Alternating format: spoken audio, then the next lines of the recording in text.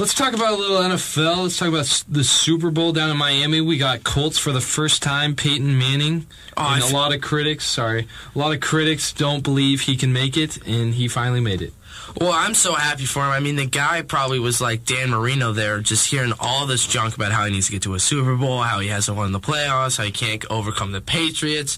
I mean, I can't believe, there's tons of Hall of Fame quarterbacks who haven't won Super Bowls, and I mean, they've said it doesn't mean anything, but honestly it does, because a guy like John Elway said it didn't mean anything, and then when he won one, said it meant everything. Yeah, and then the Bears killed the Saints. And Bears look strong.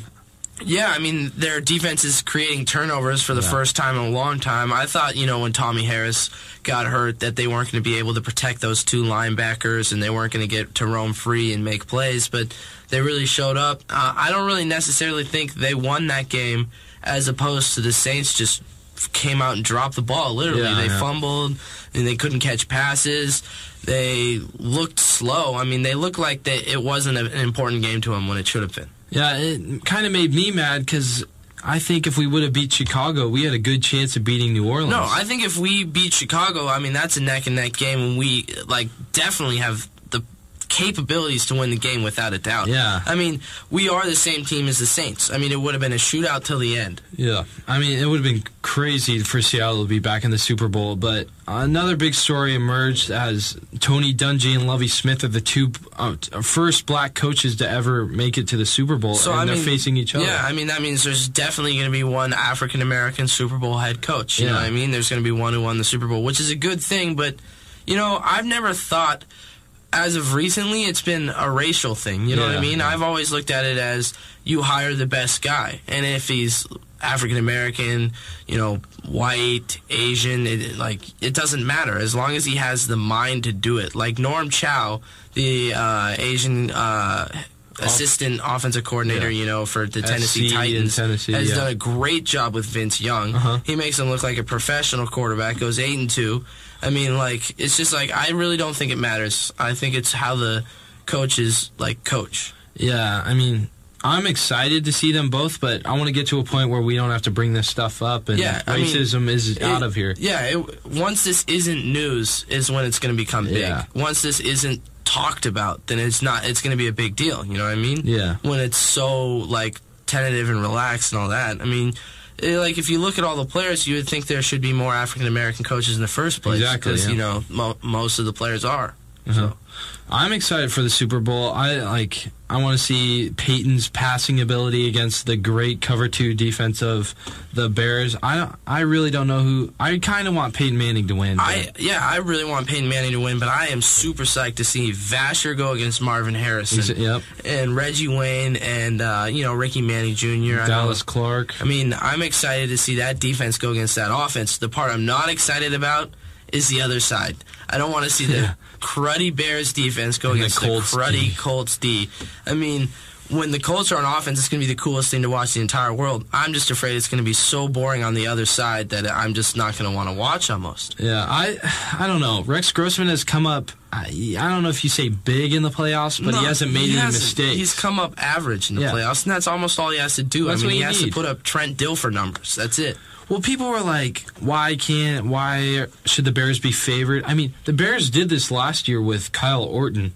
Yeah, I mean, who's Kyle Orton? Kyle Orton won 10 games in the NFL and didn't even win 10 games in college. I mean, the guy is definitely not as an NFL talent at all. Yeah, and you know that because they benched him as soon as Rex Grossman got back from injury, and he had never even really started. Exactly. That's how bad he was. Yeah, I don't know. It's going to be a lot of fun to watch. I think a big key player in that game will be Joseph Adai, the Colts running back. He's huge. He's got to break through that. I'm not so worried about him running inside the tackles. It's outside the tackles because the two defensive ends are amazing. And that rookie, I think it's Jackson, I'm not sure his name, but I mean, he had 12 sacks this year as a rookie, as a backup. I mean, if you look at his numbers, technically he could have made a Pro Bowl. Well, the Bears have backup. Yeah, the Bears have two good outside linebackers too, in Lance Briggs and Hillemeyer. Yeah, I mean, and Urlacher's Briggs amazing. is amazing. Briggs and Urlacher are amazing. And, I mean, you got good safeties. I mean, even with Mike Brown hurt, the backups play. Harris, or whatever his name is, he's playing great. but it should be fun. I think they're poised on defense. I just don't see it on offense for them to give me a nod. I mean, like, there's people who are like, oh, why don't they do another Super Bowl shuffle ad? You know what I mean? Another song, like the 85 Bears. It's like, no, because what are they going to do? I'm Thomas Jones. I'm an average running back. Yeah. I'm Rex Grossman. I either play really bad or really good. I had a 0 quarterback ranking in week 17. I'm filthy. It just doesn't work. What is? I want to know his overall QB rating. It probably is pretty high. Well, I think when I was looking at it, probably in the 80s. No, I thought it was in the 70s. Oh, really? Around there, because he had the most games with a quarterback rating above 100 and below 40. Yeah. I mean, he had one where he had like a 2.7. That's a bad GPA. And then he had one where he's 0. Completed 5 passes, 3 to the wrong team. Yeah. It's funny. But I'm really excited for that game. Another thing in the NFL that happened today, Jim Mora Jr. signed with the Seahawks as an assistant head coach. I think this is really important, but I think it's almost like a slick move almost on his part, because you can tell Mora's making a push to maybe get Holmgren's job when he retires, because let's be honest, I mean, Holmgren at the end of next year, I believe he's going to be here for 10 years. Yeah. He's not going to stay around much longer, and I don't see him coaching for 15 years. And if he does retire in 2 years, he had a great career. He got really us to a Super Bowl. He turned around Seattle. I mean, this year was hard because of injuries, but last year, was that not the most entertaining season of football I've watched in my entire life? It was like when the Mariners won 116 games. Yeah, everyone was involved. Joe Jurevicius just scores 10 touchdowns. Where did you come from? Yeah, the Seahawks were a good story last year. It was just disappointing they came up that short this year.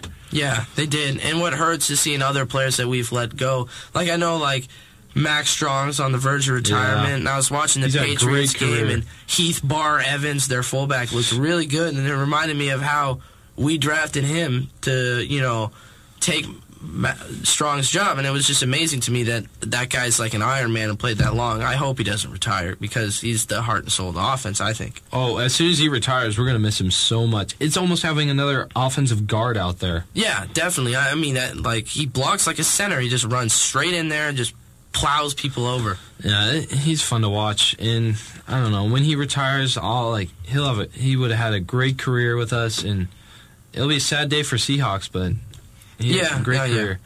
Yeah. What do you think, though, about the whole safeties thing? I don't know. I like Hamlin, but another thing about Jim Mora, he's a defensive back coach, so he should help out those safeties a lot. Yeah, I mean, I think it's a good move because he's a secondaries coach. I mean, that's what it pretty much is. That's his main focus and everything. I mean, I think he's going to do things. I mean, if you're a head coach in the NFL, even if you weren't extremely successful, that's 3 years that he was an NFL coach. So why not give him a shot to work with the secondary and be the assistant? I think he'll bring some people in, too. Yeah, well, I was even shocked. He went to Interlake? Really? Yeah. I know he played at UW. I mean, he, went through junior high school and high school all through here. I mean, in Seattle area, and he went to UW and played there for 3 years. I never knew he grew up here, because I thought his dad was always a coach somewhere. Yeah, but I mean, I think he grew up here when he was young and got most of his high school here and stuff. And, Hugh Millen on the radio, they were college roommates, and that's how he got in that whole slip-up stage. Thing, I'd drop any job I ever had to come to UW. It's supposed to be funny, but, I don't think he was trying to be funny. Yeah, and that pretty much lost him the Falcons' job. Yeah, let's be honest. I mean, that and going 9-7, or, just not getting in. With that much talent, that's ridiculous. But he should help out our defensive backs and safeties. So I'm looking forward to him being a part of the team, so...